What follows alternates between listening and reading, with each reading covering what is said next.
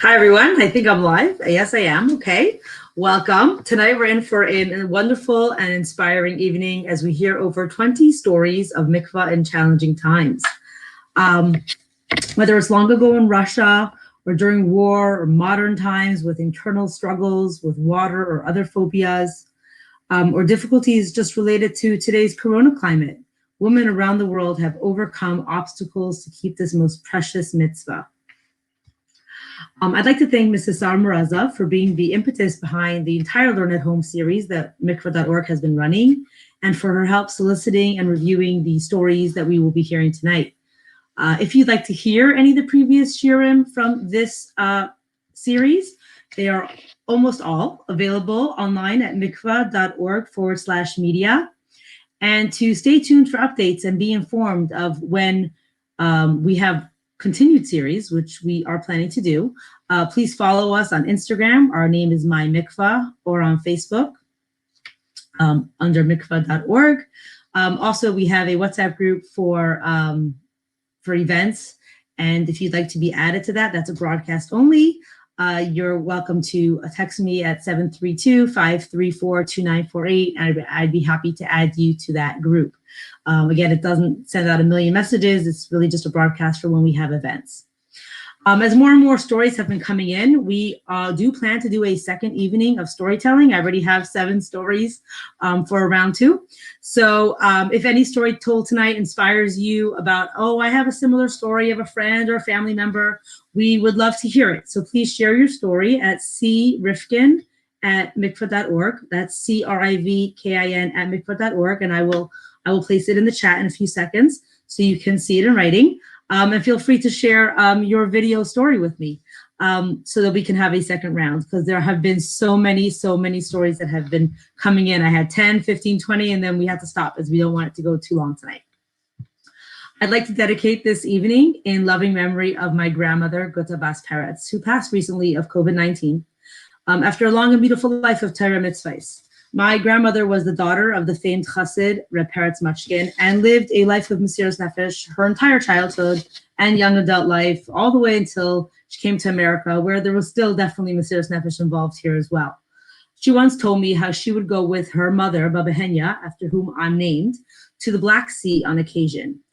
As I was compiling these stories and hearing from other women who are telling me stories from Russia, I realized that these trips with her mother to the Black Sea may very well have been her grandmother's mikvah immersions. And then again, for herself, during the years as a married woman, fleeing the city and living in Tashkent, my Babi Shapiro told my aunts, without specifics, that she literally needed to break ice when she traveled in a lake and immersed in freezing water many times. So may all the Mesiras Nefesh continue to serve as a merit for all of her descendants and be an aliyah for her neshama. The stories tonight are in no particular order, as each one is truly amazing in its own right. So we're going to begin with Leah Yechilov, who will be sharing 3 stories of her mother's Mesiras Nefesh in Russia as a bride and as a young married woman. So now we will hear from Mrs. Leah Yechilov.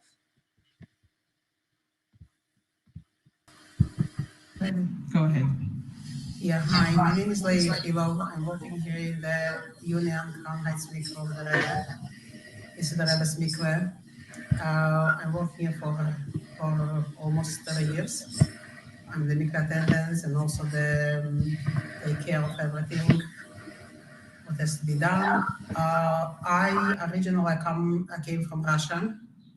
I was born in Russia, and I have a few stories about my mother, the Mesiras Nefesh, how she did the mikvah in Russia.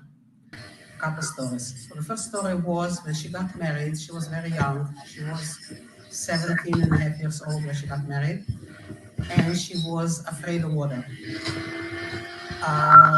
So where she lived in the city was Odessa in Ukraine, and there was no mikveh at all because it was the communist Russia, and they didn't allow to have any mikveh. So all the women has to use mikveh. They used to go to the Black Sea.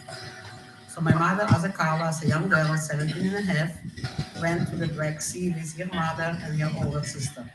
And her mother explained her exactly like you should lay down in the water. It was at night, because you go at night when it's dark outside. And when the wave will come, it will cover you, and this will be a thriller. And my mother, besides she was young, she was afraid of water.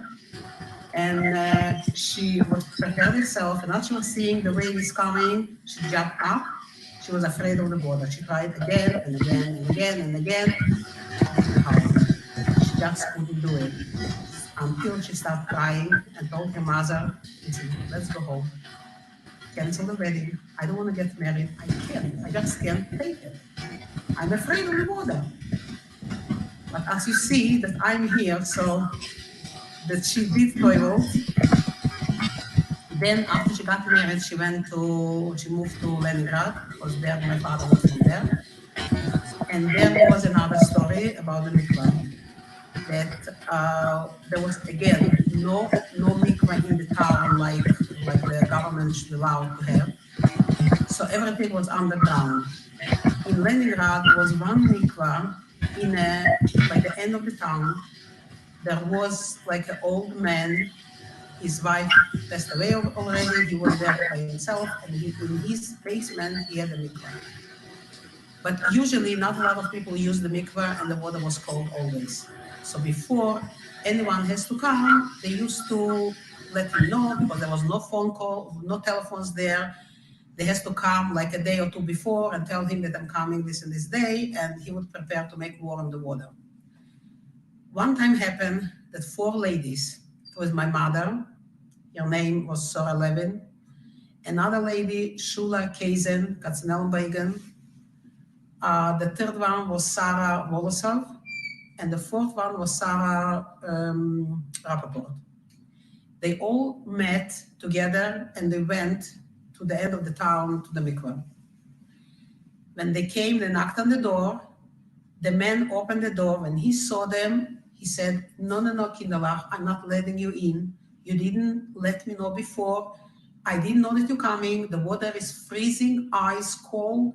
It's winter outside. If something, chas v'sholem, will happen with you, I can't call even Atzola, because it's illegal. I will not let you go. Come tomorrow. I'll make sure the water will be hot. Come tomorrow and toivel. And they start begging him. Nothing helped until they hopped and they told him, okay, fine, we agree, we'll come tomorrow.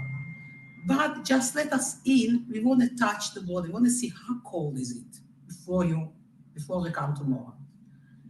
So he let them in. They didn't have even a doubt of the mind to come tomorrow, because if you have to come today, you have to come today. You cannot push off another day. They came in and one by one started going down into the water. My mother told me, I heard this from my mother, when she stepped the first step, it was so cold the water that it was like needles coming into her skin. She waited a little bit. Then she put the other foot. Then she started putting a step lower. And it took everyone, I don't know how long, until they got used to the ice cold water. They came down and they have to go in this ice cold water with the head, with everything. Baruch Hashem, all 4 of them toiveled the same night. Nobody became ill. Baruch Hashem, nothing happened today. Then I have another story. I don't know if I should say or not, but you will. One time when my mother lived in a different city, and there was not at all, no mikveh at all. So she used to go to travel to a city like 8-10 hours by train. One time happened that she went in the morning to come them to the night to be able to toivel. She toiveled. Then she took the train back home the whole night. Next morning, she came home. When she came home, she saw some spot. And she has to start everything again. The cost of the train, the cost of the money, the agmas nefesh, everything was. But this house, they lived there, and Baruch Hashem, she kept every time, every month, she kept the mikvah. Thank you so much. Beautiful. Yeah. My name is Hanya Lane, and I'm going to share some Mesiras Nefesh Dika stories about mikveh. My mother, Rebbe Shulik Shifra Kazen, who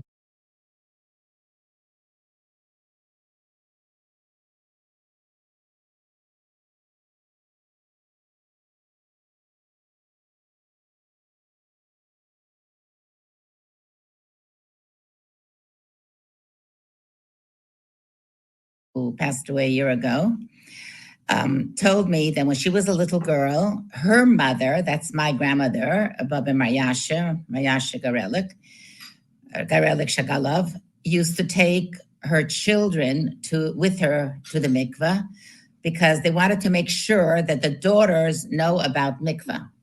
So when my mother was from the age of 4 years old, she remembers every so often going with her mother, my grandmother, Baba Mayasha. So in the winter, she recalls the following story, that my grandmother had to go to the mikveh. So she went to the ocean or the river, and she had to take along a woman. So this mikveh lady came with her, and they tied a string around her waist, and she went into the freezing cold water, which was mamish ice. She would take along a hammer or a hack and knock on the ice. And then she would go down, did her bracha, went down. And just in case, chas v'shalom, she froze, the lady would schlep her out with this rope that she had around her. And of course, Baruch Hashem, she made it. And she would always tell her daughter, Gedenk, remember that a married woman has to go to the mikveh. And that's how they raised all the children.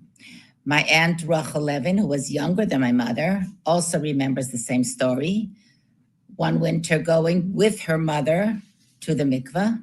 She didn't know at that time what a mikveh is, but going to the freezing cold water. And she also remembers how she banged and knocked on that ice until there was a little opening, and then she went down again with a rope. So we're talking about Mesiras Nefesh. Our mikvahs today are beautiful, warm, luxurious spas.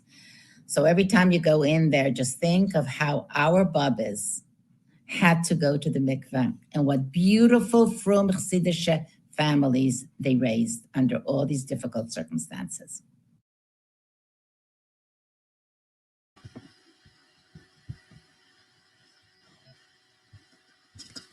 Hi, everyone. Sorry, bear with me as I'm being the tech person and the presenter. Other weeks we had separate presenters and me just running the tech. So sorry about that. I'm going to repeat what I said before, as I, want everyone to know who we just heard from.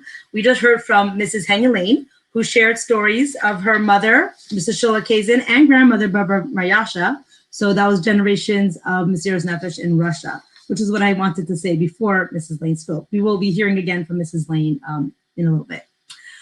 Now, for our next story, it doesn't only get cold in Russia. Sometimes that happens in modern day times too, due to broken heating systems or other issues.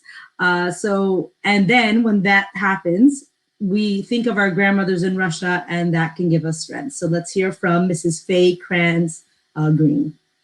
Thank you. Hi, this is Faye Kranz Green.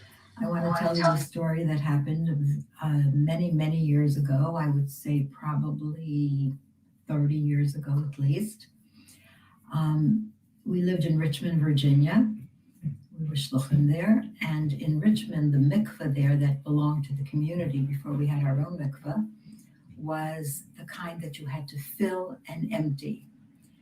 And you also had to go with a buddy. There was no mikveh lady, so whoever was going on that night, you went with them. So one night when I had to go to the mikveh, I had my buddy was the wife of the rabbi of a Reform congregation in Richmond. And when we got there and we filled it up, we realized that the water was cold. There was no hot water. And I was going first, so I went and I stuck my toe into the water, and I said, I'm sorry, but I just can't go in there. I'm in general very, very, what's the word? I can't stand cold water. I don't go to a swimming pool unless it's 90 degrees outside and it's in Miami, Florida. So I said, I can't go into this water. And so then she went and she stuck her toe into the water and she says, oh, I'm not going either. And then I'm thinking, oh no, not only am I not going to go, but she's not going to go either. And I'm going to be responsible for her not going. And then I remembered all the stories that we've heard about all the Lubavitcher women in Russia who made a hole in the ice and they went to the mikveh in that, and how much Mesiras Nefesh there was for going to mikvahs. And I said, I can't not go today. I have to do this. And I did. I went under. I can't say I went under 7 times as usual. I went under maybe once or twice, but I went under. And then my friend went under and we went home. And I felt good about it that we had done it. Anyway, just about 9 months later, I'm in the hospital having a baby. And guess who else was in the hospital giving birth exactly that same day? The same woman. And we both had the same doctor. And he gave us both C-sections. But it was a miracle. Push it 9 months later, on the same day, we both gave birth to beautiful children, Kenei Nahara. That is the power of mikvah. And at that time, my youngest child was 7 years old, and I really, really wanted another baby.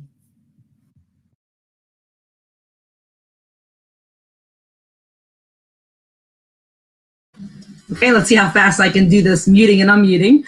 Mrs. Razy Mendelson is up next. She lives in an area where the physical distance makes mikvah challenge constant. And she tonight will share a humorous and inspiring story. So let's hear it from Razy Mendelson.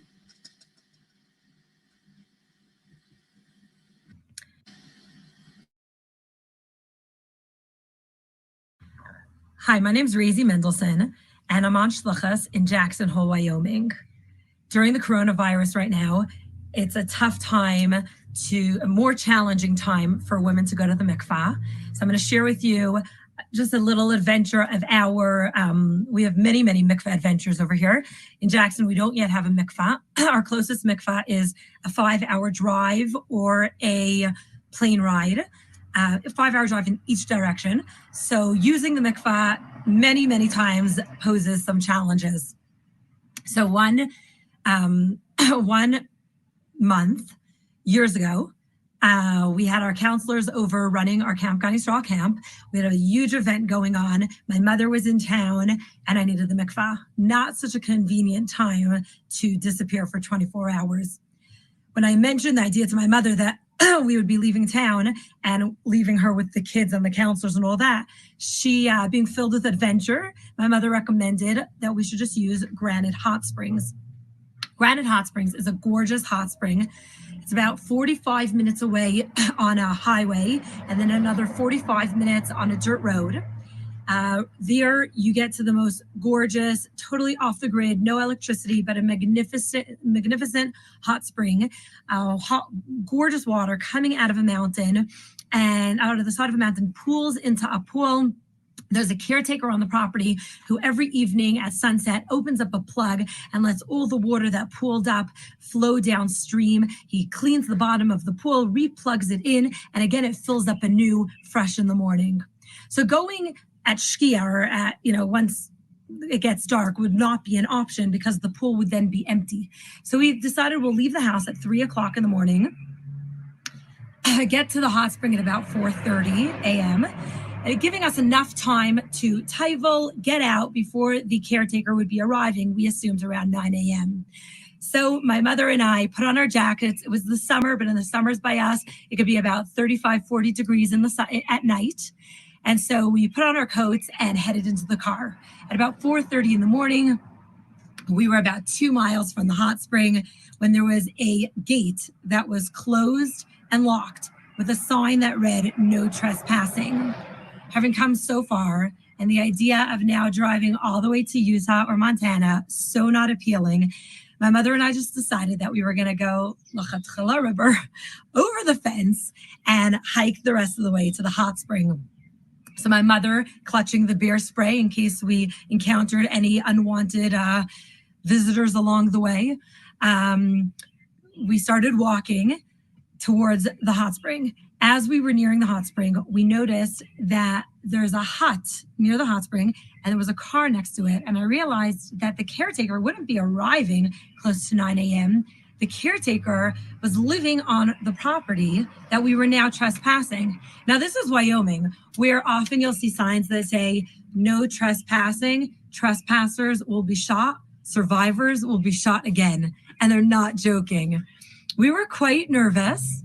So my mother and I, very quietly, we tiptoed past this guy's house and towards the hot spring. There I titled in the most magnificent water, being overlooked by my mother in this pristine location amongst mountains and valleys and water that had never touched human hands. It was truly a magnificent and majestical moment. As quickly as we could, I got out of the water, put on our clothes, we tiptoed back, and when we reached the car, we breathed a sigh of relief, happy to be kosher, but more importantly, thankful to be alive. I know this is not an easy time, and mikvah, any time could be challenging, but especially when there's so many other challenges going on. May you all be blessed that whatever it is that you need in your life through fulfilling this important, special, and incredible mitzvah, may everything be fulfilled, and may you only have much bracha. Okay, hi. So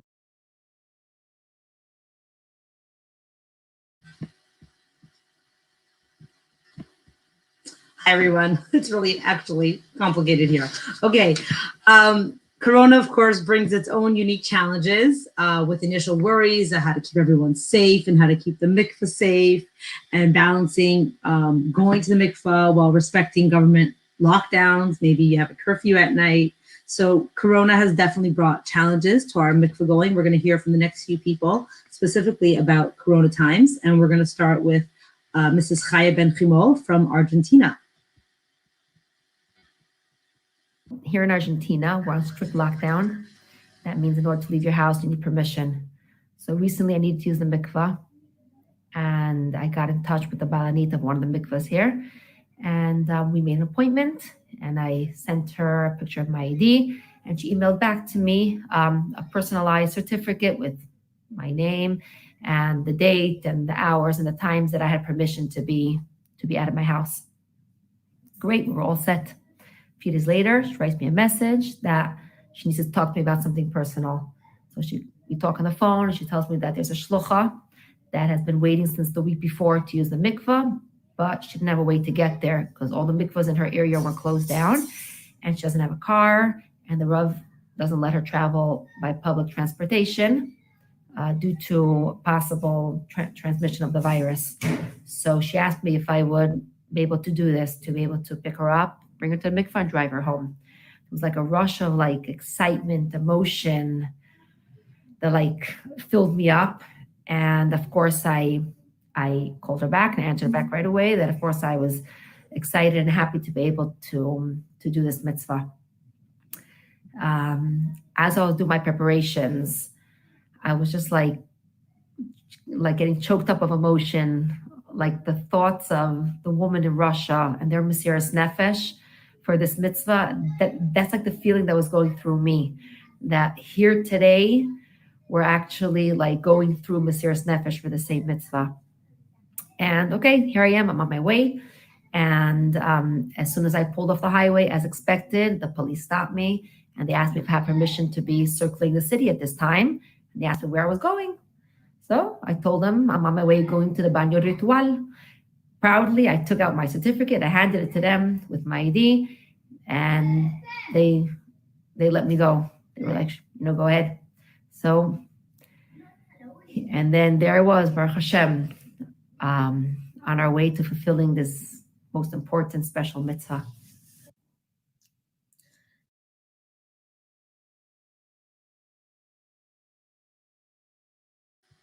Okay, now we will hear from Rachel Gordon. Rachel Gordon always has mikvah challenges because of her geographic location. She lives in Tasmania. She's on an island, and it's always a challenge. But now, thanks to Corona and locked borders, you can't fly out anywhere. that challenge has gotten even bigger. So we're going to hear from her how she dealt with the past few months of mikvah. First, going to the ocean when the ocean's officially closed, and then having to deal with a really cold backup mikvah. So let's hear from Rachel. Hi everyone, my name is Rachel Gordon. I live in Tasmania, which is an island off the mainland of Australia.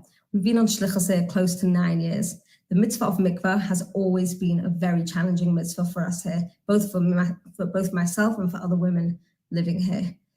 But nothing could have prepared us for the challenges we have been facing since coronavirus started. Before then, going to mikvah was a walk in the park, booking tickets to Melbourne or Sydney, a couple of hours away, a few $100s, thinking of good excuses to my kids. Why is mommy going away again? Didn't you just buy milk like a month ago? And other logistics like that. Aside from one time when going to the mikvah was on a 3-day Yom Tov and having no choice, I had to use the freezing cold river in the middle of the winter, and I made my husband promise never again. Anyways, in March, when Tasmania announced its very, very strict border restrictions due to coronavirus, they put in restrictions, essentially cutting off Tasmania from the rest of Australia, with nobody allowing to fly in or out, and it being very, very difficult for those needing to fly in or out. So going to Melbourne was no longer an option before Pesach. So being given no choice, I had to go back on my words and swallow my fears and use the beach an hour away, which I don't know if I was more scared of the cold or more scared of being stopped by police and asking where were we going in the middle of a pandemic, and telling the police that apparently we're going to the beach to have a dunk.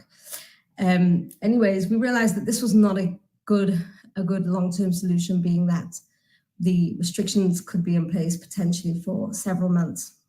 So my husband and I decided that we needed to get a mikvah up and running, at least temporarily, to be used over the next several months. So we started working on a mikvah that is about 2.5 hours away, that is about 35 years old and has had a lot of halachic problems with it over the years. And we decided that, hail, rain or shine, we're going to have to get this mikvah up and running. So with my husband making a few trips, clandestine trips down to Hobart, with every visit coming up with new problems and new things that needed to be fixed, and a few hours on the phone with different rabbonim around the world trying to do everything to get the mikvah up and running. Anyways, after a few weeks, my husband spent several hours scrubbing the walls and the inside of the mikvah, since it hadn't been used in many years, and transporting 300 blocks of ice into the mikvah. And we thought, okay, now let's just wait. This should be nice and easy. Anyways, little did we know that it takes quite a while for 300 blocks of ice to melt, and going to mikvah would not be happening anytime soon. So the waiting to be able to go to mikvah was very, very difficult. And over the years of having lots of different challenges getting to mikvah, I've always tried to make an effort and do everything that we possibly can to be able to go on time.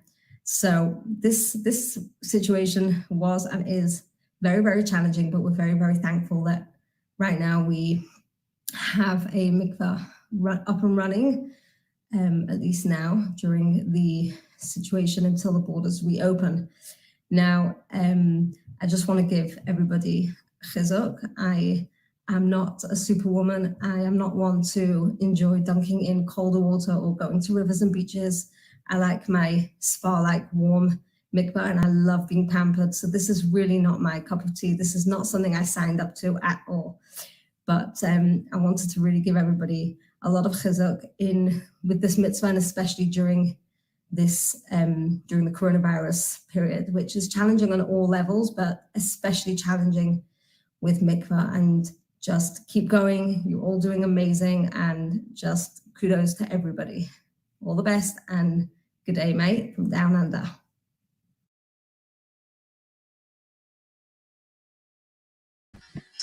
Okay, that's just, every time I listen to the stories, I feel amazed once more with the incredible challenges that women are facing right now and rising to them. So really, it's truly inspirational. We're gonna go back to inspiration from a long time ago. We will hear another story of immersion in the Black Sea in the Ukraine. And when we hear Rebbetzin Esther Sternberg tell this story, we understand just how that was actually incredible Mesiras Nefesh. The Black Sea was not a safe place. Okay, I'm very happy to share a story with you of Mesiras Nefesh that I heard all the years of my married life. I heard this from my mother-in-law, Aleha Shalom, about Mesiras Nefesh of women that had to go to the mikveh in Russia, where because of the government, they couldn't have mikvahs, the mikvahs were closed suddenly on them. And she told a story that she had a sister-in-law, and the sister-in-law was very slight, short woman. She wasn't a very healthy woman, but she asked her once, please take me to the mikveh. And there was no mikveh in that city at all. They had to go to the Black Sea. And I understand the Black Sea is a very raging sea. It's not at all a calm place to go to. And it was dangerous. And this was winter. It was very cold. And my mother-in-law said to her, you know, it's so cold and you have a cold. I see that you're not so well. And she said, but the mitzvah is so important that I want you to take me. So my mother-in-law took her, and she actually did get sick from it. And I was told that this lady had pneumonia, but she actually conceived a child who grew up to be a giant in our lifetime. He was the Rosh Hashiva for 60 full years. He was one of the most beloved Rosh Hashivas that the Bachrim could talk about today. For 60 full years, he educated thousands and thousands of Bachrim with a lot of love, a lot of knowledge, a lot of Hasidus, a lot of Torah. He was an exemplary person, and that was the child that was born to her after that, Mesiras Nefesh. As a PS, for those of you who have heard, the person I'm talking about actually that was born is none other than Rabbi Yisrael Friedman, who was a Rosh Hashiva in Olei Torah, before that in Morristown for many years. For 60 years of his life, he was this devoted, unbelievable Rosh Hashiva.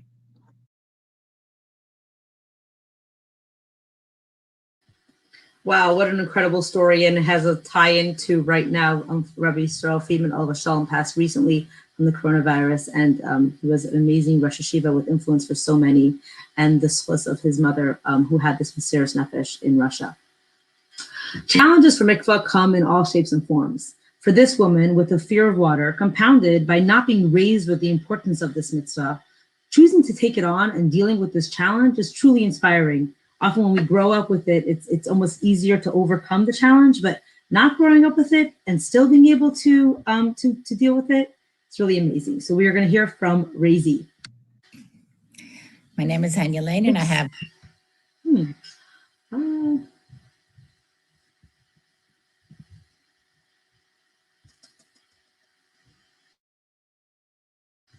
I'm sorry, I mixed up the order. You will hear Razy in a minute.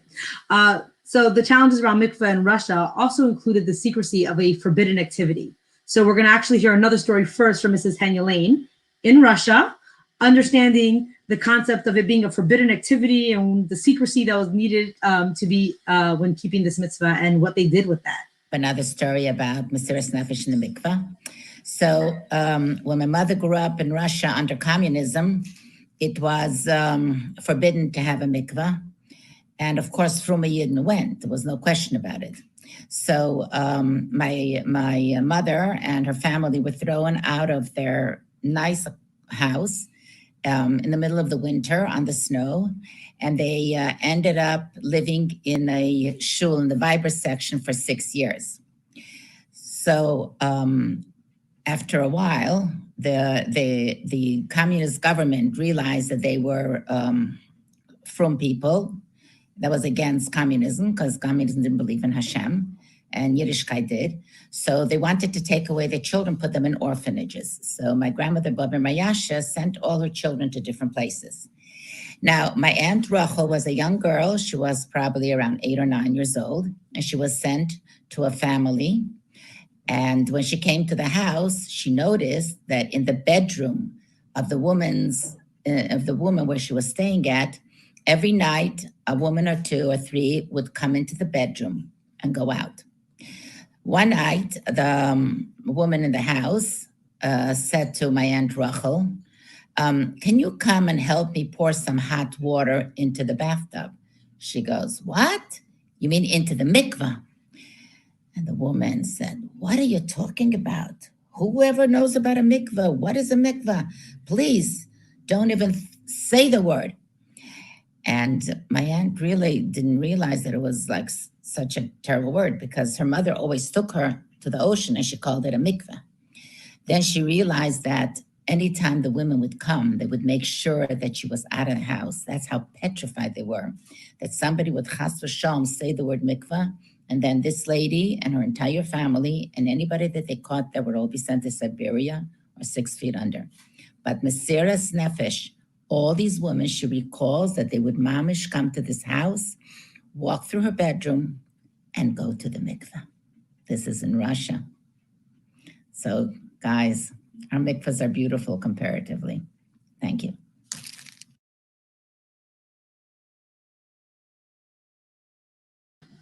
Okay, everybody. So now we will hear from Razy, and just to briefly introduce her again, not having grown up with this mitzvah at all and still willing to take it on together with a fear of water is truly something to inspire. I hope it inspires you as much as it inspired me.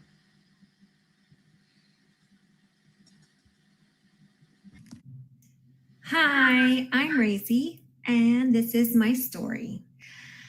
I come from a family that is not so orthodox growing up, and not everybody or nobody in my family partook in the mitzvah of mikvah. I didn't know much about it. I'm newly married this past year, and I went to kala class, and I learned about how beautiful the mikvah is. Now, I didn't keep any mitzvah, not Yom Kippur, not Pesach, not Shabbos, not kosher, not covering my hair or anything like that, but I decided to take on the mitzvah of mikvah for the sanctity of my family that I want to have, for my marriage, and hopefully for a child that I would like to have soon.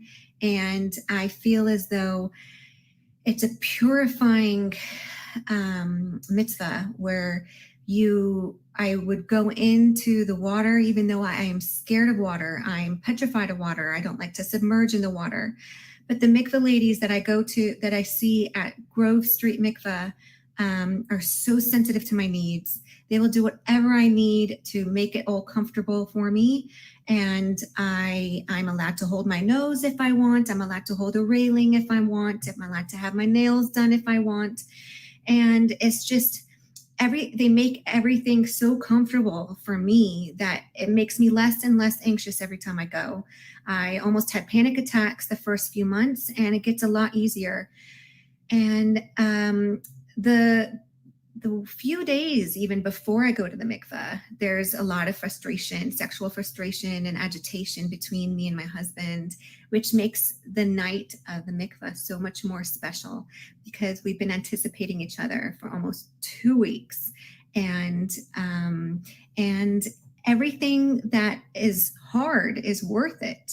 And believe me, it's hard and it's beautiful. And I feel like it gives me hope for a spiritual growth amongst my marriage and a spiritual child that I would hopefully have. And I'm basically investing in my future, in my family.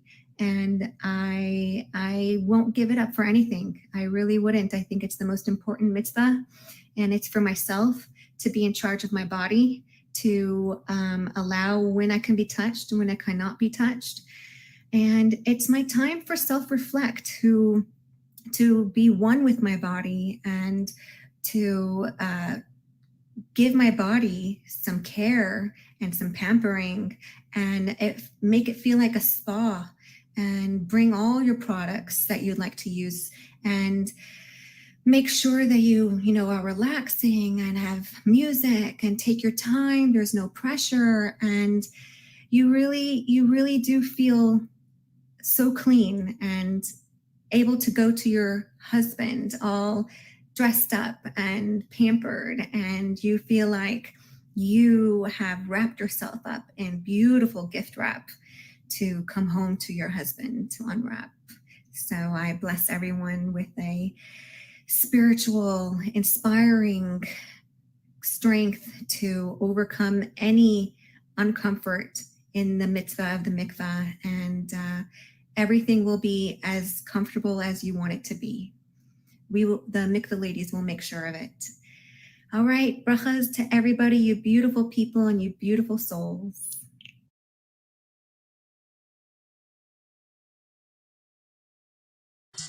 Thank you, Razy. Of course, every detail of how to make mikvah better is with the consultants of the mikvah attendant who consults with the Rav and your Rav, and so of course none of that would be taken globally, but it's truly inspiring how we can every difficulty that every woman has. There is a way to overcome it and be able to go to the mikvah with happiness and dignity and strength. So, thank you, Razy. The following woman may never have imagined that mikvah would be a challenge as an adult. Plenty of mikvahs, a hop, skip, and a jump away from where she lives and where she grew up, a community of mikvah goers. It shouldn't be a big deal, but unfortunately, a water trauma when she was in middle school changed all that for her. So let's hear how she worked through that incredible challenge. Hi, I am Rifki. Though I never would have imagined a few years ago that I would be able to share my story, here I am, and I'm privileged to do so. My story begins when I was in about 7th grade with a trip to a water park as a camper. We were having a wonderful time hopping from one ride to the next, when unexpectedly, I got caught underwater for quite some time. I clearly remember feeling out of breath, flooded, and anxious as I was submerged under the water, frightened that I couldn't get out. Thankfully, I was rescued from that water ride, but I never got back my carefree relationship with the waters. Over the years, my water fear worsened and became what I now know of today, a water phobia. The exact details of the story aren't clear in my head, but the trauma had a lasting impact and left scars to this very day. Since then, I wouldn't go close to a pool, let alone step foot into one. I got engaged, and time for mikvah arrived. I suffered from extreme anxiety from when I started counting my 7 clean days up until the day I had to immerse myself. What should have been a holy spiritual experience of cleansing and renewal was full of fear and panic. And when the time finally came for me to toivel, I was hardly breathing. I had an extremely unpleasant experience, ending up in fear and overwhelm. The thought of having to do this every month made me so scared and confused. Thankfully, I got pregnant and gave birth very soon after my wedding, then nursed clean for 14 months, and then got pregnant again. Going to the mikvah wasn't part of my monthly routine. In my first 4 years of marriage, I can count on one hand how many times I had to go, yet each time was traumatic again. After that, Hashem decided otherwise, and mikvah started becoming a monthly ritual. Time and time again, it was an awful experience. It wasn't just the few minutes of going underwater, but the whole day was so hard for me. I was a total wreck. When mikvah started becoming a monthly routine, I hated every second of it. It made me have so many questions of why this is even something we women need to do. My fear and anxiety made my thinking become distorted. I reached a point where I had to make a choice of either continuing this way of mere survival or to make changes and start living. I am grateful that I chose thriving over surviving, and I made my first step, which was I went for lessons of how to overcome my fear in water, how to be calm in water. This took a lot of strength and courage, but I kept pushing. I spent time and money, but I knew it will be rewarding at one point. I am so happy I did that. After time and practice, waters wasn't my worst enemy anymore, and I was able to start realizing that the fear had taken away so much serenity of my life. After a while, I was ready to move on and to do the next right thing, which was to make mikvah a reparative experience for myself.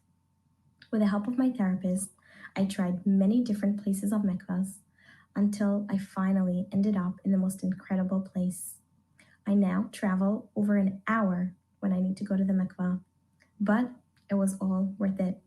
From the moment I opened that door, I felt nurtured, pampered, and understood. I was given as much time as I needed and the constant reassurance to help me through this. Time and time, I did this, with each time having it get better and better. Once my fear of water subsided, I was able to start thinking clearly, and I realized how beautiful this time can actually be. Once my fear of water was behind me, I was able to devote my time and energy to make mikvah a positive experience. I immersed in the mikvah monthly with a pure intention of connecting to myself, Hashem, and this beautiful mitzvah. Today, I am grateful with how far I have come. I even found myself saying last month that I'm actually looking forward to going to the mikvah, something I never could have imagined for myself. My relationship with the waters becomes more pure each time I go. Less fear makes way for more healing, excitement, and renewal. It has become a place I feel safe. Hashem gave us women this precious mitzvah. It's a time to connect with Him. It's a time to connect with ourselves. How lucky we are. We get time to spend just alone with Hashem. If you are one of those out there struggling, I promise you there is hope. Just keep strong.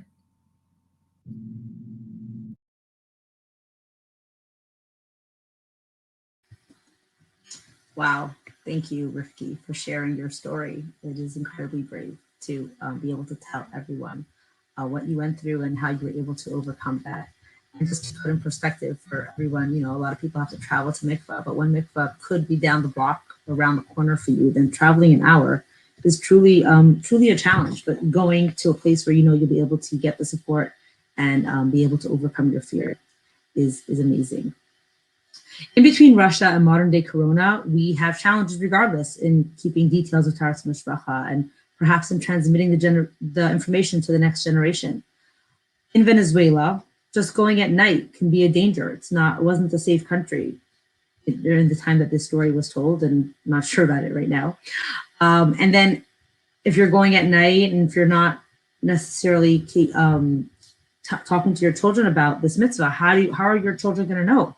So let's hear this story from Milka Rayport of Venezuela as she shares a story of a courageous woman in her community. This story, you won't be seeing her, you'll be hearing the story.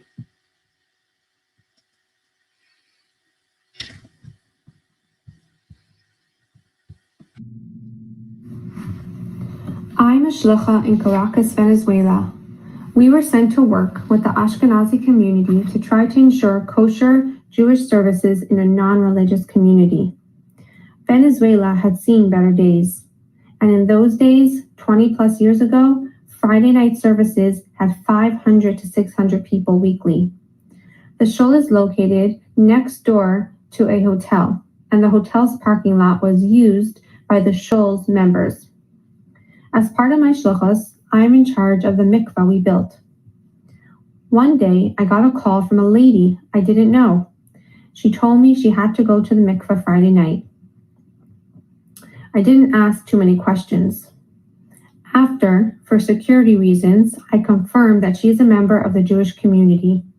I made up a time with her that we will meet at the mikvah, which is located in the shul's basement.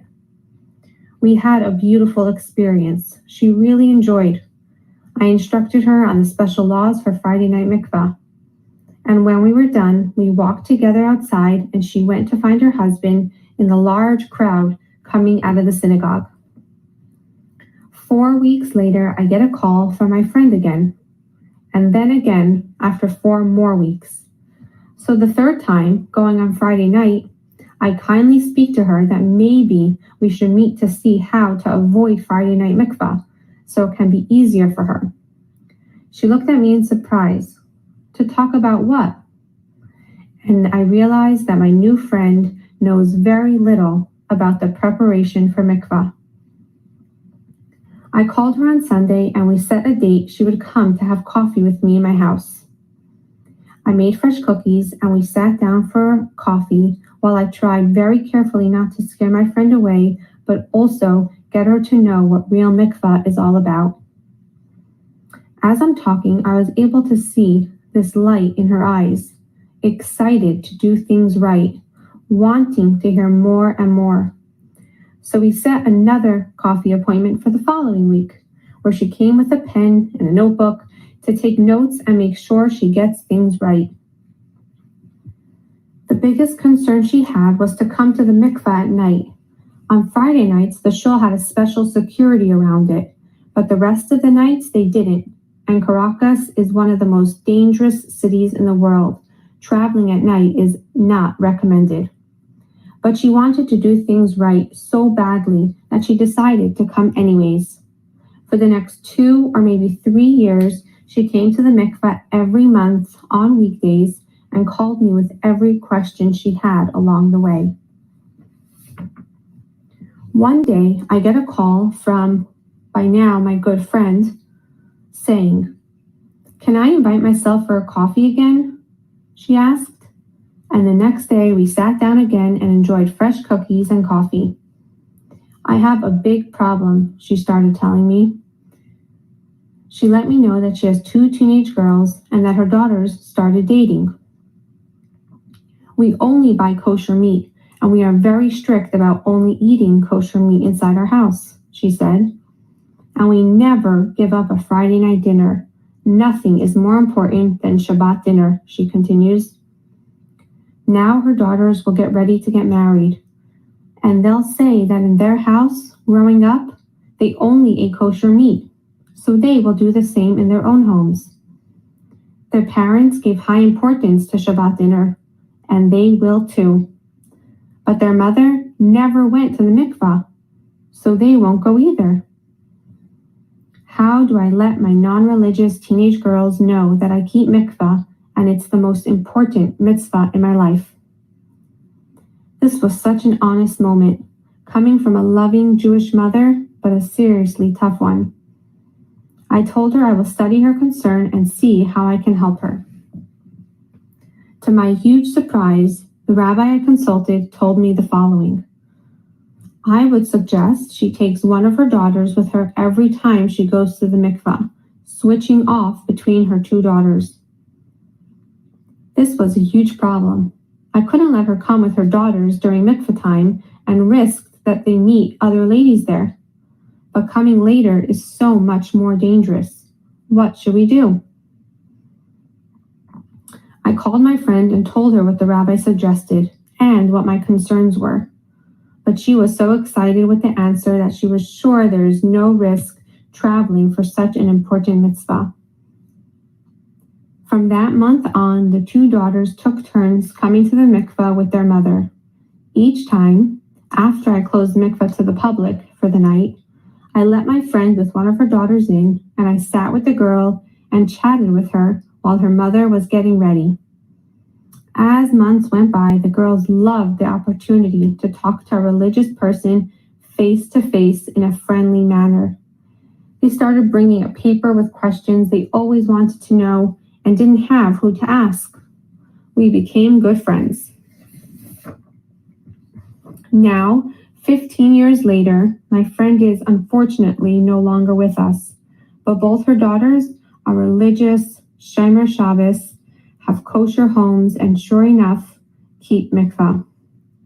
Both of them have daughters of their own that are named after my friend, and these beautiful little girls are religious girls.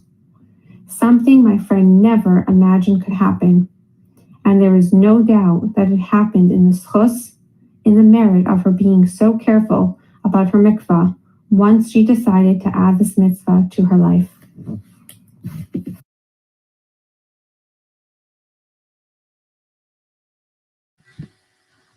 Everyone, let's go back again to today's times. Coronavirus has definitely given women an increased challenge in keeping mikvah, whether they need to work through internal anxieties about going at such a difficult time, and are you sure it's safe? Yes, it's safe, and how do you know it's safe? Or simply just push, or having to actually push off mikvah because a family member or even yourself is actually ill. or having to prepare at home instead of being able to prepare at the mikvah. Many different ways that the coronavirus has definitely made mikvah challenging right now. However, despite it all, let's see how one woman merited to receive beautiful brachos with her own eyes during this time, as relayed by her teacher, Mrs. Sarah Carmelli.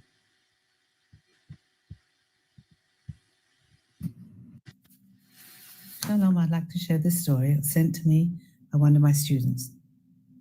My daughter got married a few months ago. Her father-in-law is in the hospital battling this plague. 2 weeks ago on Shabbos, my husband and I were speaking about how hard it is to be nida during quarantine, when we are home all day, especially with all the emotions and anxiety. My father-in-law is in the hospital, and we were saying how the Rabbanim are making leniencies for everything besides Taras Mishpacha. Shortly after this conversation, my brother-in-law came to our window and told us the scary news from the hospital. The doctors did all they can to help my father-in-law, and it's over. My husband and I quickly started davening. I finished before he did, and I started flipping through my chitas. No idea why I chose a chitas, because I like using siddur better. I turned to the day's Hayom Yom, which was Yud Nisan, and this is what it said. Taras Mishpacha saves lives. I told my husband what I had just read, and we decided at that second that we were going to keep this mitzvah to Hashem to the absolute fullest. Later, he told me that he davened to Hashem for a sign that his father would be okay, and right after that, I told him the Hayom Yom. We were very careful, and on the day I went to the mikveh, my father-in-law opened his eyes for the first time and has only gotten stronger since then. I normally wouldn't believe this when I read the story as a WhatsApp forward, but I can't stop thinking about it.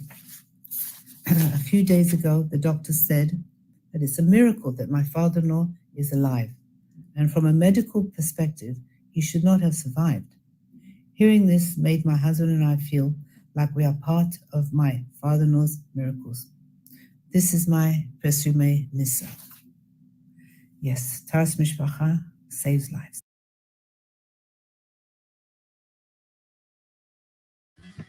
Thank you, Mrs. Sarah Carmelli, for sharing that story with us.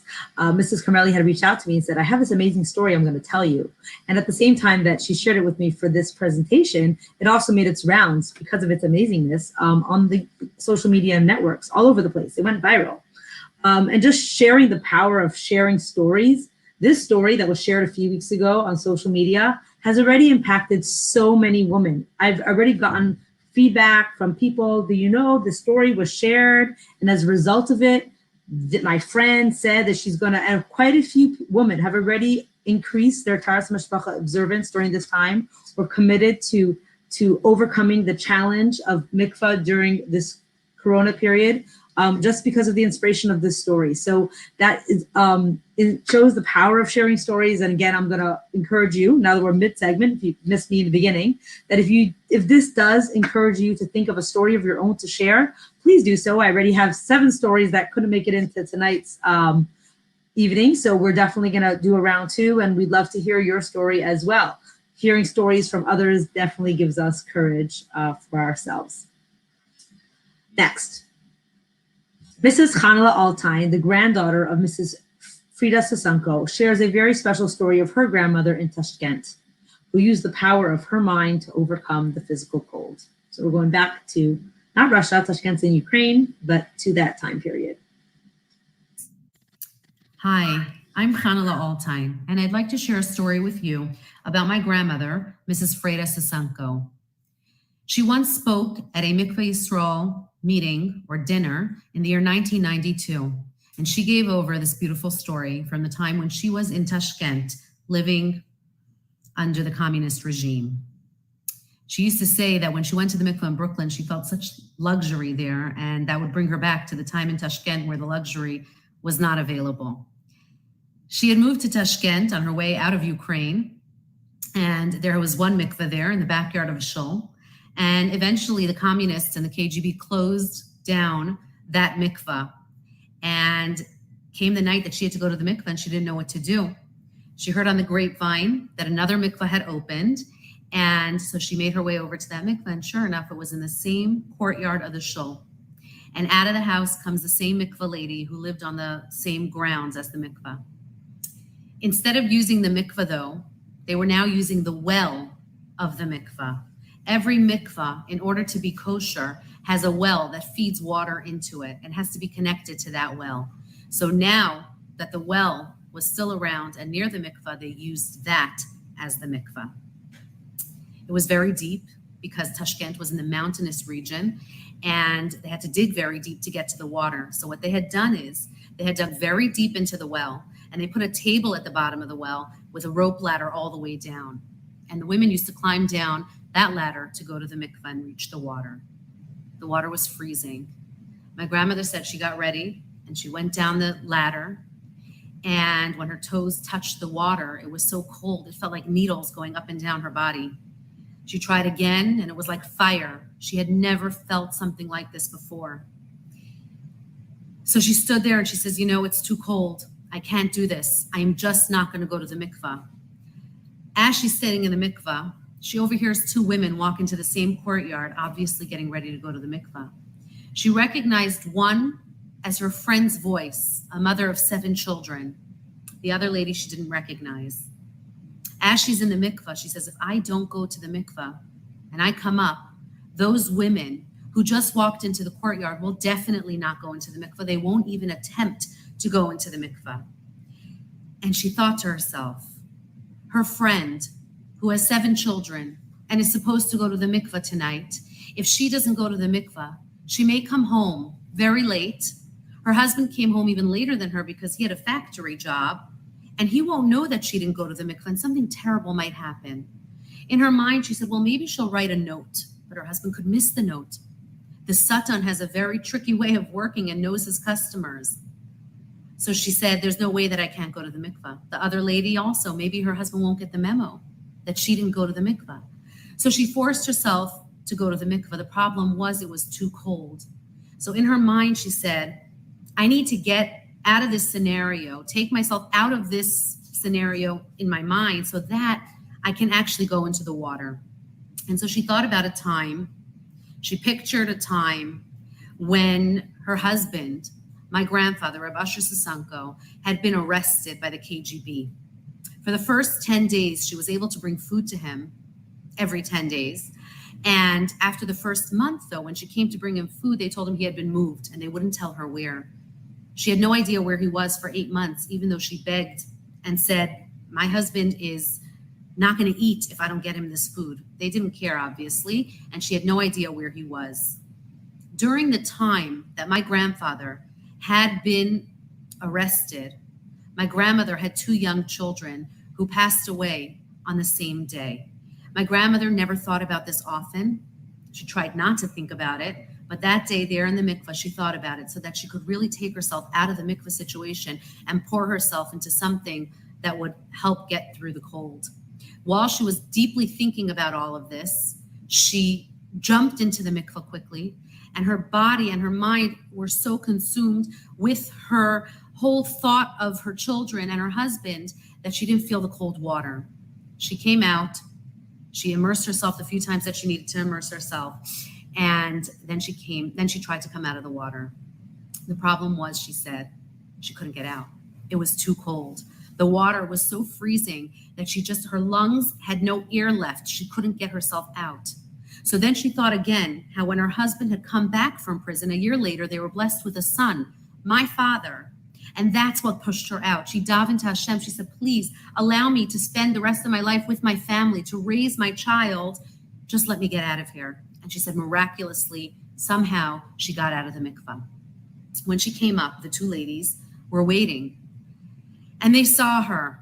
And the woman that was her friend said to her, it's very cold down there, isn't it? And my grandmother held up 3 fingers. She said, in those days, it was kind of like a code. We'll talk after I have 3 of my garments on me. And she started getting dressed. And while she started getting dressed, the other lady went in, her friend. She heard the woman scream, "It's too cold. I can't do this." And she heard the woman cry. And my grandmother said she cried together with her because she knew exactly what she was going through. But the woman made it through and came out. The third woman was considerably younger than my grandmother and her friend. She silently went in and somehow managed it and came out. My grandmother said at the end of that night, the Satan had no hold over them. There was no way he was going to succeed. As a matter of fact, as a result of that night, my grandmother's friend opened another secret mikvah in Tashkent to make it safer for women to attend. My grandmother said in her kitchen, her own house in Tashkent, they also opened another women's mikvah because it wasn't safe to just have one mikvah for the women there. So out of this event, 2 new mikvahs opened in Tashkent, allowing the women to safely, somewhat, go to the mikvah and perform this incredible, important, and very timely mitzvah. My grandmother said when they got the okay from the government to leave Russia, she had one worry, the mikvah. How could she leave the mikvah? All these women needed the mikvah. She said, luckily, they found a family who was able to move into their house on the condition that they would keep the mikvah open. And my grandmother said she gave over the house to this family without taking a penny so that the mikvah could remain open.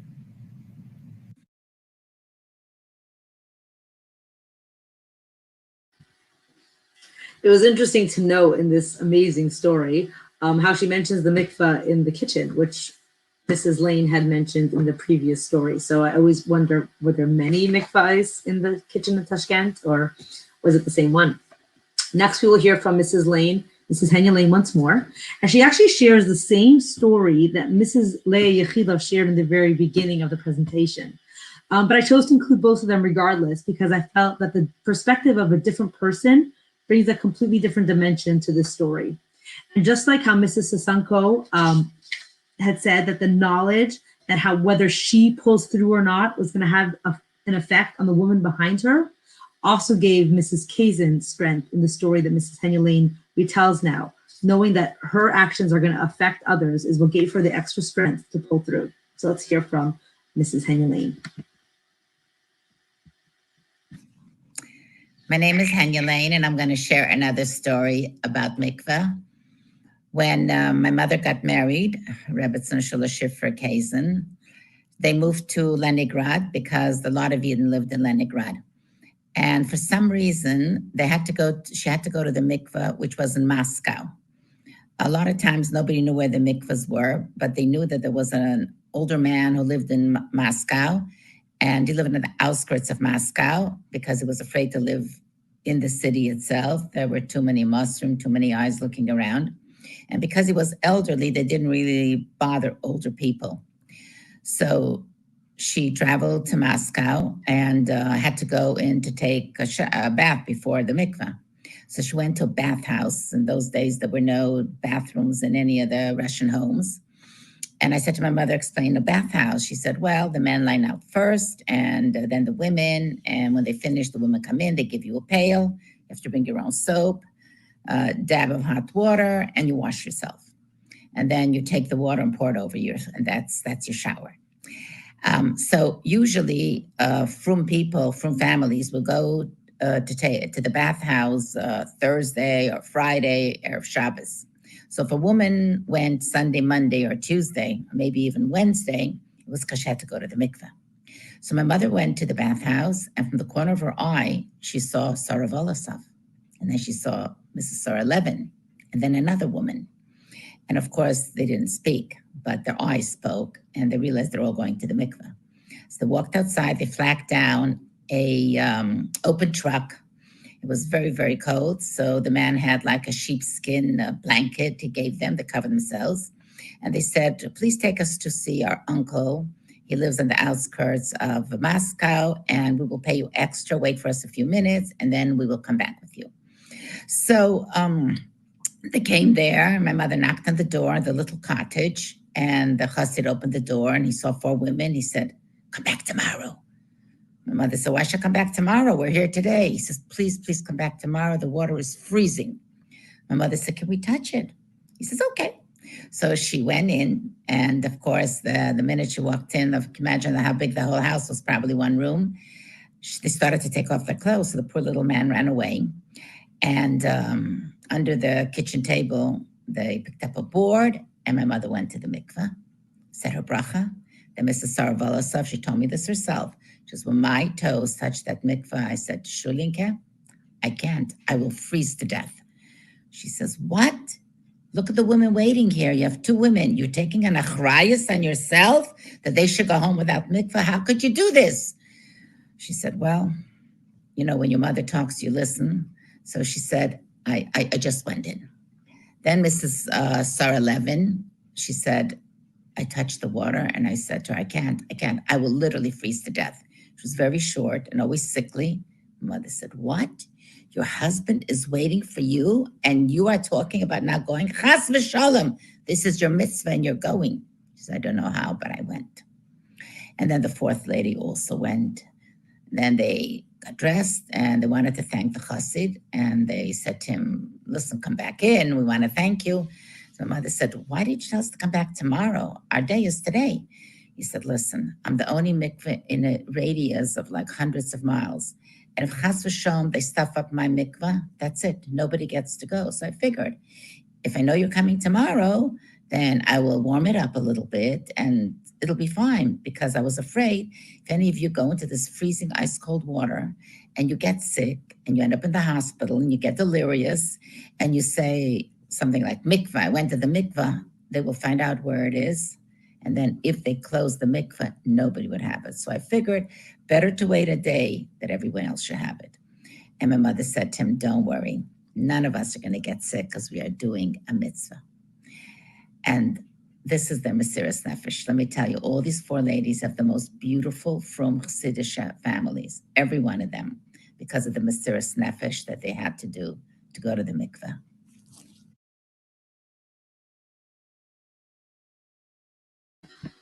Thank you, Mrs. Henulin, for sharing 3 stories with us this evening. Each one so amazing about your mother, Mrs. Shilakazin. Sometimes the challenge for mikvah may have nothing to do with mikvah itself, but the concern or worries about what may come afterwards. Mikvah moves on. So Mrs. Razel Ryder shares a sweet story of her special bracha from the Rebbe. Let's hear what made her nervous before her mikvah night. Hi, I am Hannah Ryder's Barbie. And she asked me to say a little something. It's really little. It's like 1 minute long. Once upon a time, I was a young mommy with 4 kids. The oldest was 7. They were all born by cesarean section. I was starting to get a little nervous about the possibility of expecting again and having another C-section. So I called my doctor and he told me all the possible dangers. This could rip, this could tear, this could break. It was really scary stuff. So we wrote a letter to the Rebbe about this and we waited for an answer. And we waited and waited, day after day. I was going crazy until it was that night that I had to go to the mikvah. So I said to my husband, call Rabbi Grona. So my husband called Rabbi Grona and he told him the situation. And Rabbi Grona said he will call us right back. And he called us back with the Rebbe's answer. And the Rebbe's answer was, Peru Avu. Well, exactly 9 months later, my daughter was born. Baruch Hashem. Now, she's all grown up. She has a family of her own. Hello, my name is Molly Sultan. We live in Montreal, Canada. And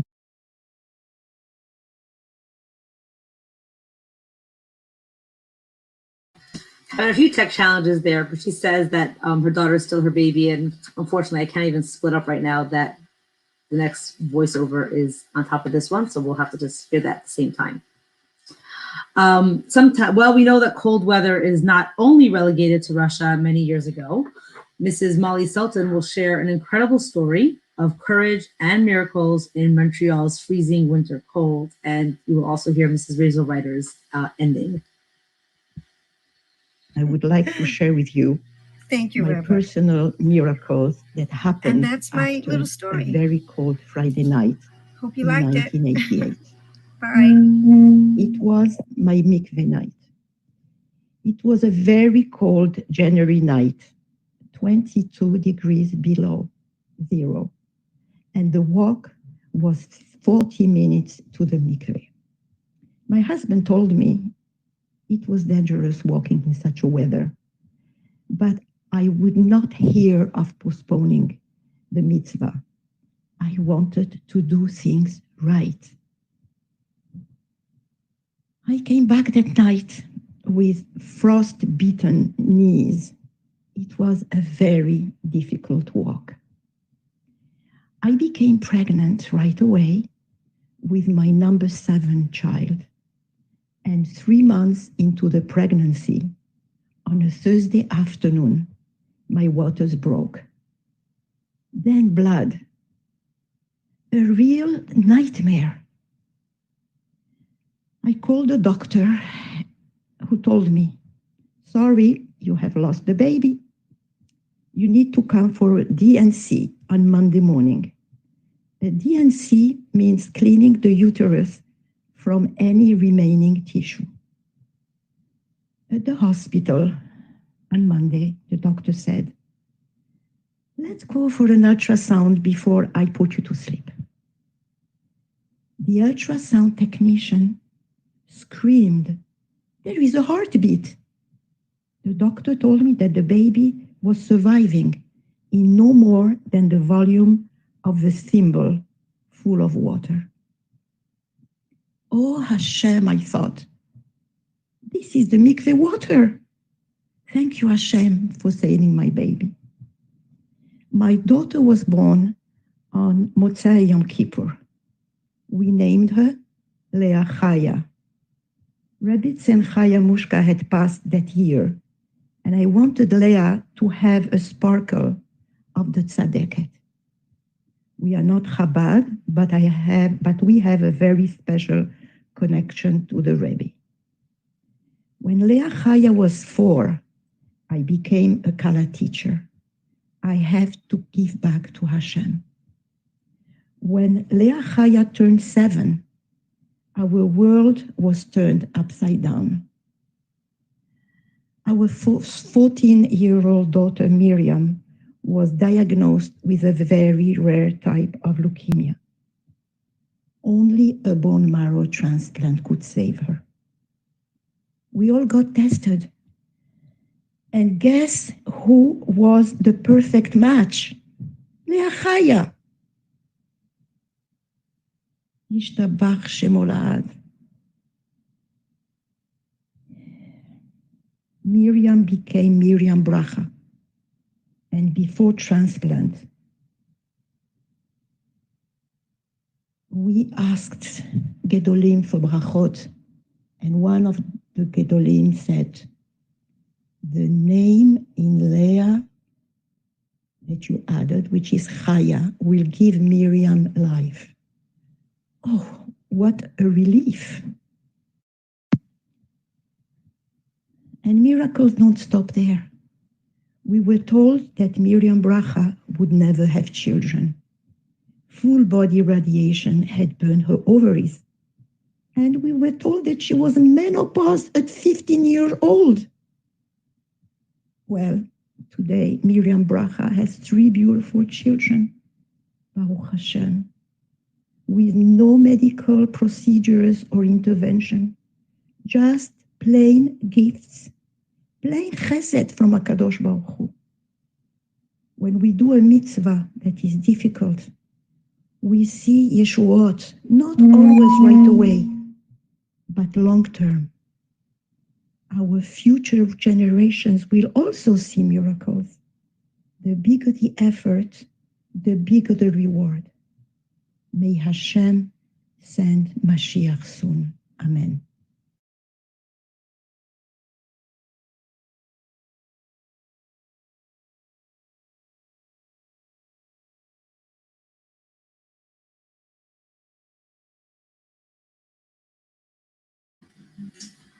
Sometimes the challenge in mikvah is simply related to going on time. Going a few days later would just make it so much easier. So let's hear how one woman's dedication to going on time inspired another woman, and then another woman, and another woman to overcome their challenge in this area.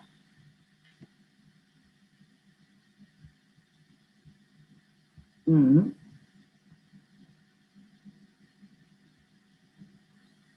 Hi, my name is Sarah Cunyon, and I'm from Reno, Nevada, and we built our mikveh here about 18 years ago. And this story happened within the first few years after our mikveh was opened.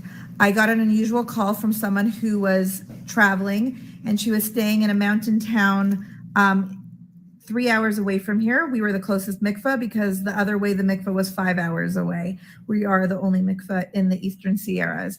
And her request was quite unusual because she asked me to come use the mikveh on a Friday morning. And I said to her, I asked her, did you speak to a Rav yet? Because, you know, this is not your usual request. And she said, yeah, don't worry. And she gave me the name of the Rav that she conferred with. And we set a time, and I was just amazed that she was traveling so far. Well, when she got here, the story got even better because not only had she traveled 3 hours, but she'd actually paid a driver to bring her here, which cost hundreds of dollars. This was way before Uber.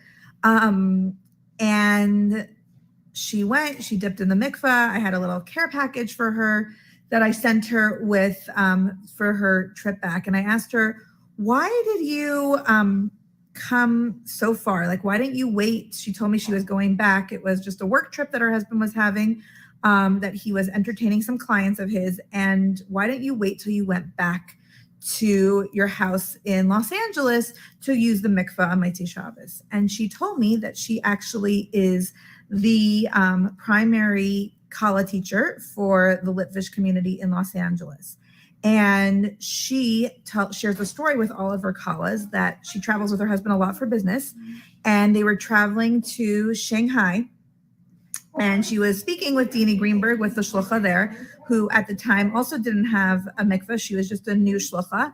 And she would get on a plane and go to Hong Kong and use their mikveh. And this was so powerful to her, the story, that she used that example for all her Kalas to tell them never to push off going to the mikveh. And it's never too difficult because if Dini Greenberg in Shanghai can do it, then so can all these Kalas that live in Los Angeles.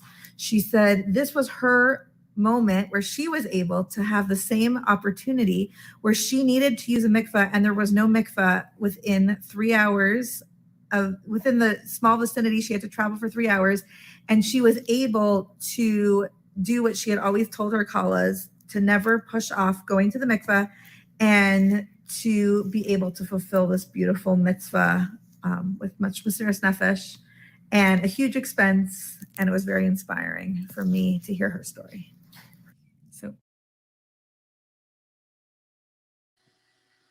Well, thank you, Sarah, for sharing that story and encouraging your sister to share her story.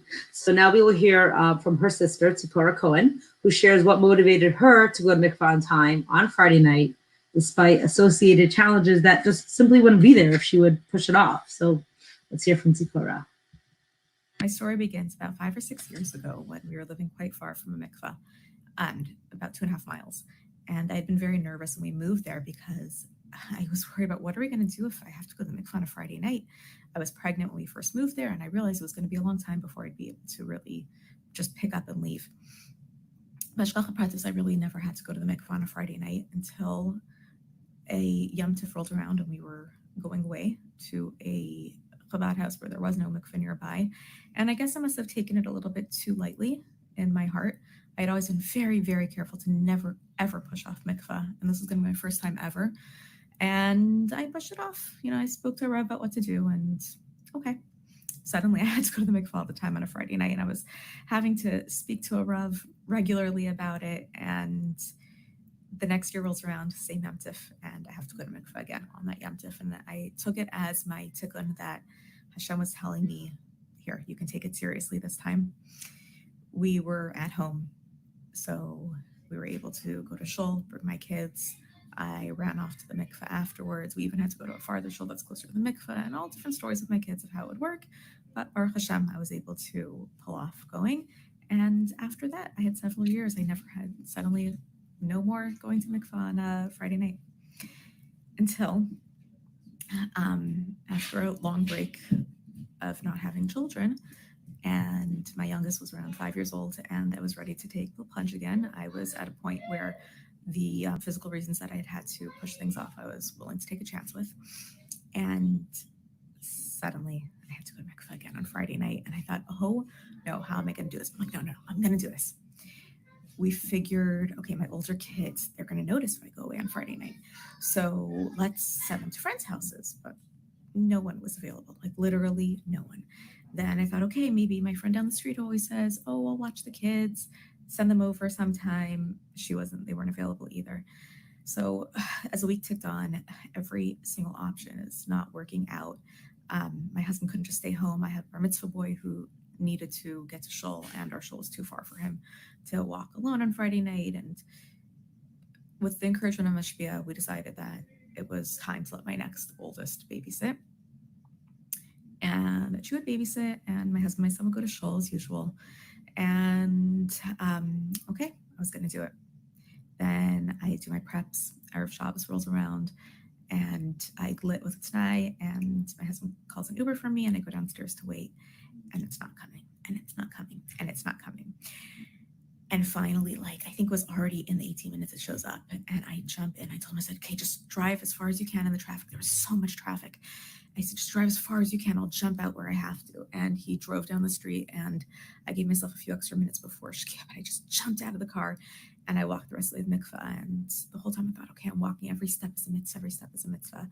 I titled, and I walked my 2.5 miles home with saying psukim and all the Tanya I know by heart. And, I had made it to mikvah. I felt really successful. A couple months later, I again had to go to mikvah on Friday night. This time was a little bit easier. I had done it once before, and I kind of knew the drill. The Uber came on time and early, and I made it to the mikvah with plenty of time to spare before Shabbos. And I walked home with my psukim, my Tanya Balpeh, and both times, anyone who had met me at the mikvah that knew where I lived, they were like, "Are you crazy? You're walking so far?" But I did it, and shortly thereafter, I became pregnant with twins, and I now have 2 beautiful twin boys.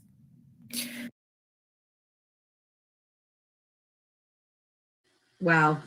It's really inspiring to be able to, go through that challenge. As again, when I said that, just by pushing off a day, you wouldn't have to have that challenge at all. But this tremendous brachos that come from doing your utmost to have mikvah night on time. Next, Carol Heber is a high school student, and she will share a story that shows how you can have Mesiras Nefesh for mikvah even before you're married. We will hear about the dedication of her young Aunt Bella before her marriage, and her grandfather, Avram Shmuel Levenhartz, for mikvah. So the story is about my great-grandfather, Avram Shmuel Levenhartz, and my great-aunt, Aunt Bella. So this was probably over about 60 years ago in Russia, where obviously going to mikvah wasn't allowed. So what they did was they secretly made a woman's mikvah, and so that all the women could go. So that in itself was Mesiras Nefesh for doing that. And what happened was that one time there was a problem with the mikvah, and it had to get fixed. And so the people came to my great-grandfather, and they said, the mikvah has to be fixed, and we need money for it. We don't have any money to fix it. So the only money that my Zaidi had was money that he set aside, that he was saving up for his only daughter's wedding. And he went to his daughter, and he told her the situation, and he said, "What do you think we should do?" And without skipping a beat, she said, "Of course you should give all the money to fix this mikvah so that women are able to go." And he said, "But that means you won't have anything for your wedding. You won't have a gown. You won't have any money. We'll have nothing for you." And she said, "It doesn't matter. This is more important, that people should be able to go to the mikvah." So that's what happened. And he gave all the money that he had, and so that they could fix this mikvah so that women could go. And many years later, actually, when my Aunt Bella already got married and she had kids, she lived in Tashkent, and still it wasn't allowed to, they still weren't allowed to have mikvah at that time. But she, even despite that, she still went and made a mikvah so that women can come. And she did it in her own house, even though she had a family and kids. And yeah, I really can see the mysterious nefesh that my family had.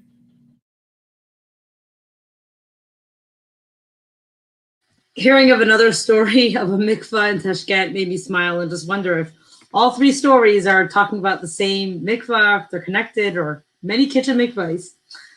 Beyond cold and forbidden mikvah going comes another challenge of war and survival while bearing children. We will hear from Mrs. Tuki Tritle as she shares her mother's incredible strength during wartime.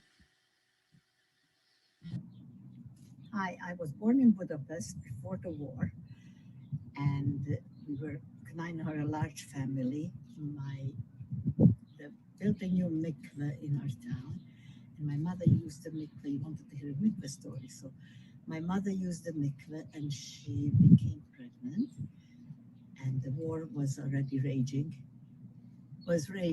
and everyone was telling her, even the Rabbunim, they allowed abortions. So I'm begging my mother, the friends, you have to have an abortion. You can't have, you have 8 children, and you're jeopardizing their life. Who will take care of them? My mother refused. She says, I am not going to have an abortion. But I go up there, and then after 120, they will ask me, show me a beautiful child that I threw away. No way. And she gave birth in the ghetto to a very nice little boy, very small, and he was sickly for a while. And today, Baruch Hashem, is a great-grandfather of many children. So it was my mother's perseverance and believing and amunah and batochen that she had a child during those times.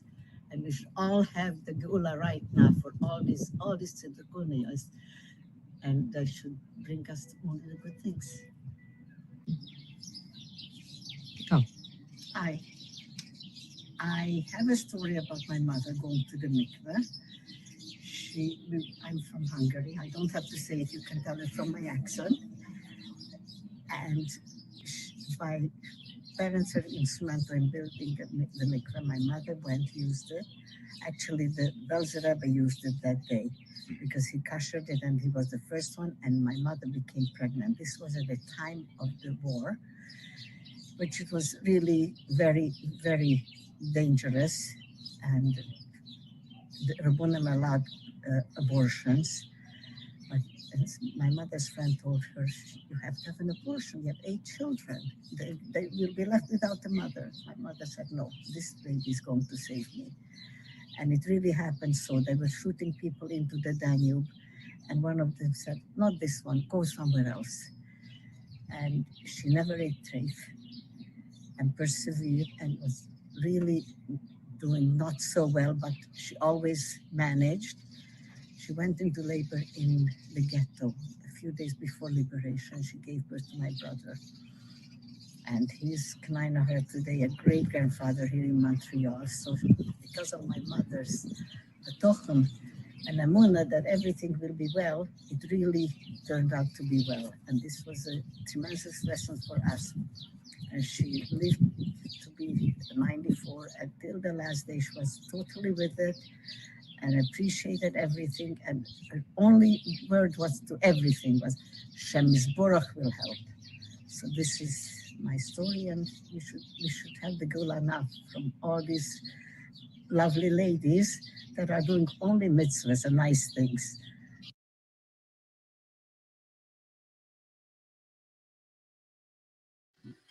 And pictured here is Mrs. Tritle's baby brother that she's referring to with his grandson a few years ago. So we have a whole family tree of several generations because of one woman's perseverance and strength to pull through.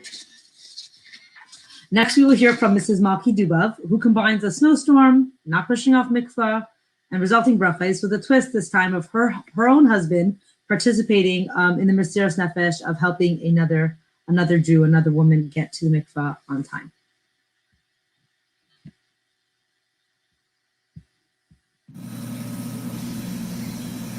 So this story takes place In winter 1999, in the midst of a huge snowstorm, 18 inches of snow, when our governor, Christy Wistman, declared a state of emergency, equivalent to lockdown. I had a Princeton University student who had made an appointment 2 days before and called me to say that she's going to try to come. I had all the lights, the heat, everything was ready for her. And then she called to say that unfortunately, she cannot get her car out. She had a very small vehicle. So I said, no problem, let's talk tomorrow. Close the lights, close the doors, close the heat. When my husband heard that the night is over, that I'm done, and that she's not coming, my husband said, that's impossible. I'm gonna go pick her up. I have a van, she has a small car. I said, listen, our van is just a two-wheel drive. It's not a four-wheel drive, it's not a truck. And we're not gonna be out on the streets. My husband said, call her up and ask her if she would be comfortable. I said, how would she be comfortable? This is completely not the right thing to do. It's not safe. It just doesn't go with the laws of Mikvah. Well, I was very wrong. I called her up and I asked her, I said, what would be if my husband comes with our van and picks you up? You'll go right into the back seat. You'll treat the vehicle and the driver like a taxi and a taxi driver. And he'll bring you to the mikveh and he'll bring you right back home. She says, that would be fine. She didn't even say, let me think about it. She said, that would be great. My husband, serving as taxi driver and conduit to this challenging mitzvah in the midst of a treacherous evening, was conducting a shlichus with all the ramifications of Hilchos Yichud. And so she came, probably I would say an hour later, because it took my husband over an hour, where it should have been a 10, 12-minute drive. And she came and she toiveled and she went back. A few months later, I asked her if she would help me to be a shomeres, because at that time in 1999, she must have been the only frum lady that covered her hair. And she said, you know, she really can't come. It was in the beginning of the summer, and I was asking her to come at 9 o'clock. And she says, I'm really tired these days. Okay. But then when I asked her again, 2.5 weeks later, she said she'll let me know that she became pregnant from that night of the mikvah. So we learn from here never to underestimate a good deed and never to put off a good deed and to always ask and not to be shy. In that same year, same week, state of emergency, I had a lady going to a conservative shul, but she started to keep mikvah thanks to my sister Rifki Slenim. When our mikvah opened up in June 1st, 1995, she was there when Rifki spoke, and she came to me in August to tell me that she's convinced what my sister spoke about is the right thing to do, and she wants to start keeping mikvah. And she's been going ever since then. In 1999, which was about 3.5 years after she started to go very religiously, she came to me with her ski set. She skied to the mikvah. It was only, we live a mile away, but it was very dark. And she was having a very hard time because the snow was very high but very soft. And somehow she wasn't doing very well. Her husband came out to help her and they walked back. They couldn't ski back, but she made it for that night.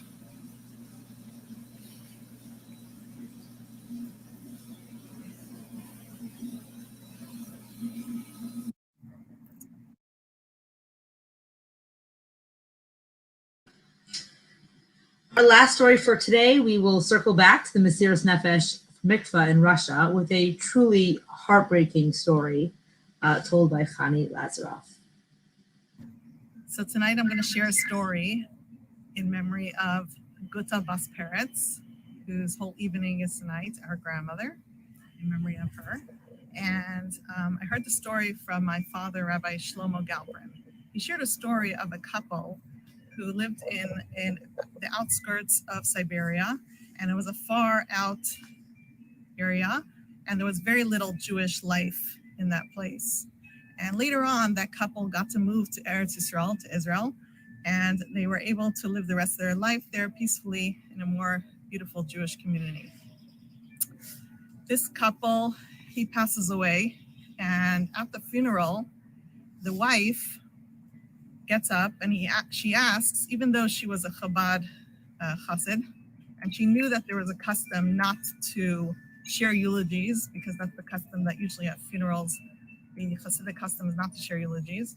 And she said that I still would like to share a very short eulogy, a very short something for my husband. And they let her, and she got up there and she said, with crying, bitter tears, she said, Meirel, Meirel, you should go up to the Kisei HaKavod. You should go up to the heavenly throne, and you should let Hashem know, and you should let God know that the real reason we didn't have children is because the town we lived in did not have a mikvah. And although all those years that they lived during their childbearing years, they had no mikvah, they never once transgressed and never once didn't take the separation seriously, and therefore they were not blessed with children. And so the story is very inspiring, that although it was a very long period of their lives where they were not around the mikvah, and she couldn't use mikvah, that she didn't have any children, and she told her husband to please go up to heaven and please share the real reason. May we all be inspired to, through difficult times, to be able to keep this beautiful mitzvah of mikvah, and may we all merit to only have joyous occasions in our lives, and may we ultimately merit to have Mashiach come, and we'll be able to be together, reunited once again with our loved ones.